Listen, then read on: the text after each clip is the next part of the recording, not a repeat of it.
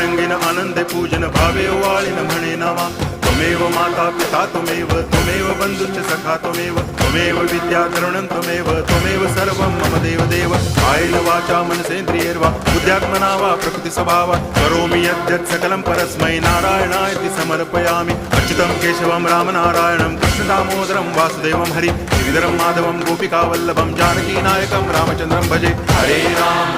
Ram